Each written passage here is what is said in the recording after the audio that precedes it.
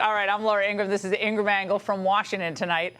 Americans alone. That's the focus of tonight's angle. Now, here's a troubling statistic flagged by the economist Bryce Ward in the Washington Post.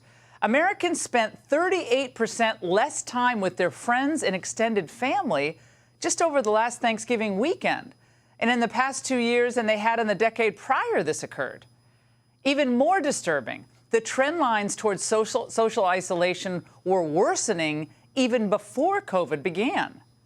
Between 2014 and 2019, the amount of time we spent with friends decreased and the time spent alone increased by more than it did after the pandemic began.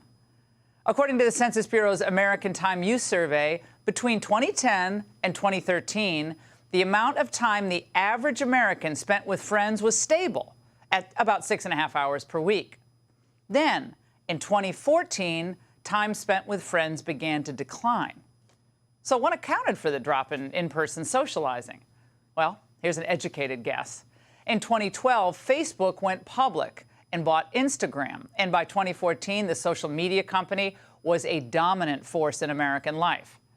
5 short years later, by 2019, the average American was spending only 4 hours per week with friends, a sharp 37% decline from 2014.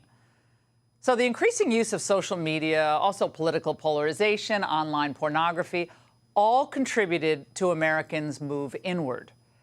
Of course, COVID restrictions only made this growing trend of loneliness worse. Now, there are many culprits out there. Chief among them, our brazenly corrupt public health sector, their media lapdogs, and blue state governors and mayors who love power and control. And of course, they didn't give a rat's you-know-what about what they were doing to our society.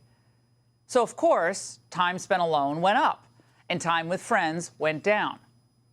In 2021, the average American spent less than 3 hours per week with friends. That's down 59% compared to 2010 to 2013. Now, we all know, whatever our background, how important friends are for just so many of us. They're family. When I was young, I was essentially an only child because my brothers were so much older. That meant my friends from like field hockey and softball from around the neighborhood, those relationships were formative. They were crucial to my development. Young people especially, they need good friends. It's heartbreaking and it's infuriating, frankly, to see what our government did to harm mental health with COVID rules and restrictions, especially to the young. Now, compared to 2010 to 2013, the average American teen spent approximately 11 fewer hours with friends each week in 2021. That's a 64% decline, and an additional 12 hours alone. That's a 48% increase of being alone. Now, in his famous book, Bowling Alone, Robert Putnam pegged a good chunk of our civic decline to television. And today, it's really not cars or suburbs or capitalism that's separating us. It's our obsession with constantly monitoring all manner of social media. And when we're not doing that, we're streaming shows on our phones or our tablets, in our rooms, often alone. I entered these apps and left feeling more anxious, spending 5 to 6 hours a day, feeling more depressed, and really having a corrosive sense of self, specifically about my own body as a young female.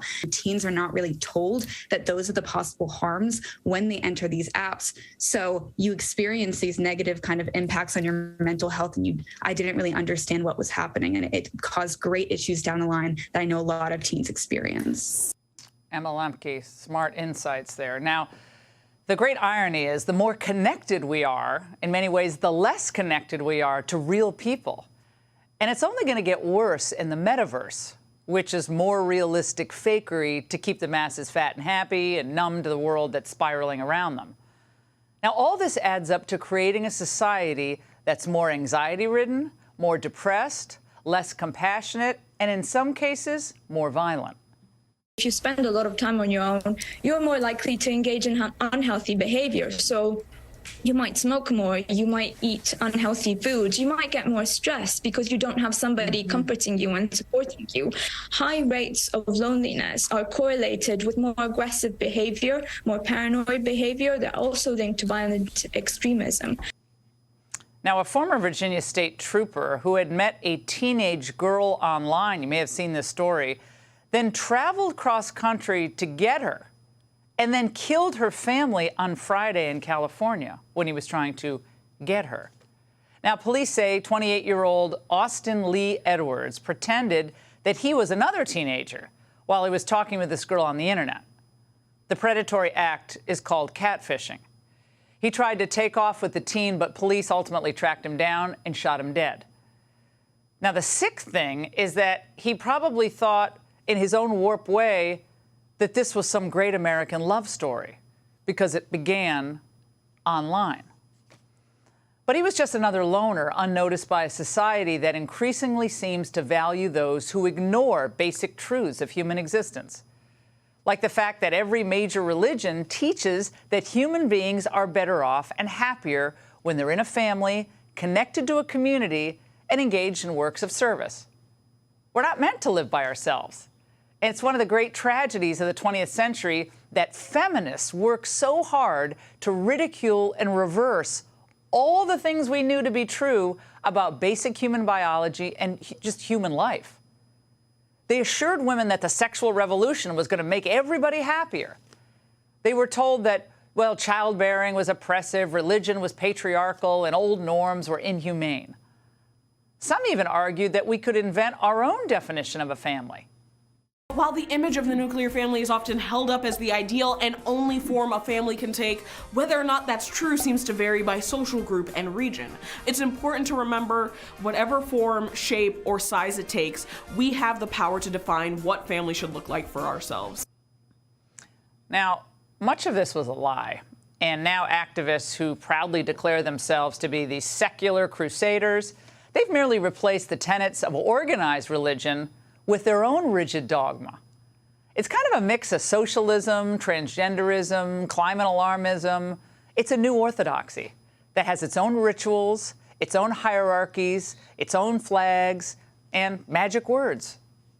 Hi, my name is Johnny, and I use he, him pronouns. Hi, and I'm Conchi, and I use she, her pronouns. One of the things I want to do is make sure that I create as an inclusive environment as possible.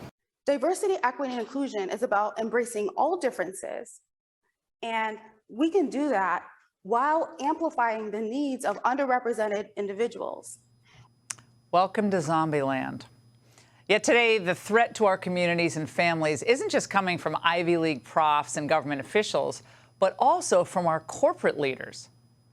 Look, if we want well-adjusted kids who are socially aware with better values, we're going to need to be parents who stand up to companies like Disney and Apple. And for that matter, any business that's profiting off the sexualization of our children. Our leadership over there has been so welcoming to my not at all secret gay agenda. I don't have to be afraid to let's have these two characters kiss. Let's in the background. I was just wherever I could, just basically adding queerness. Well, our political system trusts the people to fill their role as interested citizens, good family members, and honest workers. Being an American is not supposed to be a spectator sport. We're all expected to help make this country work. And when Americans are trained to stay home, paid in some cases to stay home, to watch the world on screens and just do what they're told, our republic is actually at risk. For decades, social conservatives have warned that our freedoms, our whole system of ordered liberty, rests on the virtue and diligence of the American people. Those qualities are threatened by the loneliness that is the direct result of actions taken by cynical businesses and indifferent politicians. It's a major reason why we need a political movement that promotes Judeo-Christian values and empowers the American people. And that's The Angle. Hey, Sean Hannity here. Hey, click here to subscribe to Fox News YouTube page and catch our hottest interviews and most compelling analysis. You will not get it anywhere else.